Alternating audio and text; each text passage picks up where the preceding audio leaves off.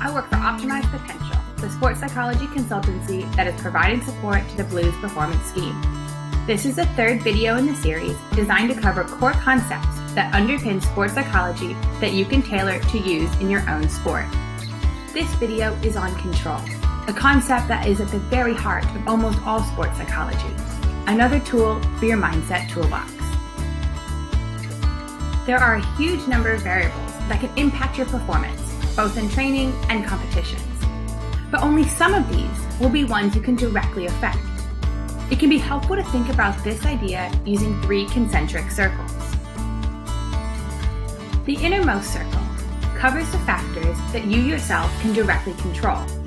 These factors may include your attendance to training, how well you've been eating, hydrating, sleeping, and whether you've been doing any additional prehab or rehab exercises.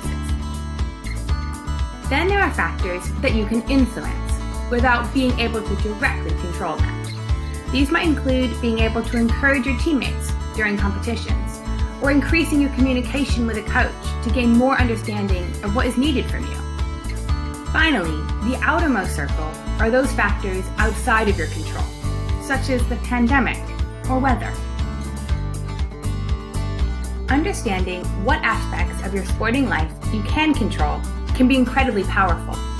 It can help with handling setbacks, increasing resilience, performance anxiety, motivation, and more. When handling setbacks, feeling upset or frustration is part of sport, something that every sports person experiences. These negative emotions are a natural reaction, and it can sometimes be helpful to spur you on.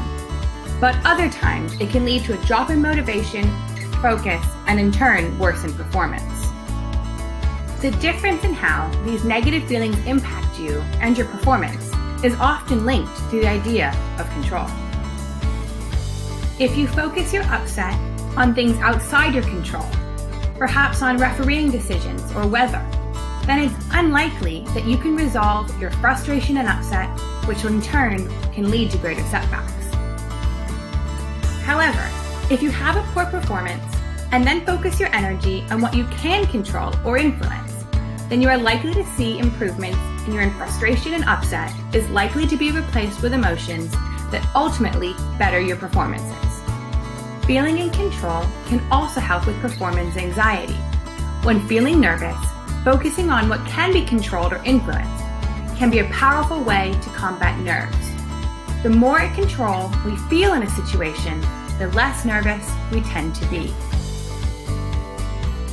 Remember, worrying about things outside of our control is like a swivel chair.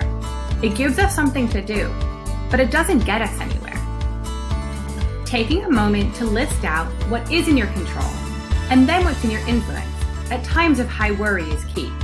If needed, take action on those things within your control and influence, and then take some deep breaths as you recognize what is out of your control and move your focus away from these elements. Especially in trickier times when lots of things feel out of your control, our well-being and motivation can be helped by focusing on what we can control each day. The link between control and day-to-day motivation is covered more in the goal-setting video. We can learn to let go of things that are out of our control and not give our attention and energy to them by using relaxation and mindfulness. Help with this can be found in other videos. Sometimes things happen that are out of our control. This can be tough, but bringing your attention and focus back to those things you can control, however small, will help you with your mindset in sport and beyond. This is just the tip of the iceberg on this area. Get in touch if you and your team want to learn more about this concept.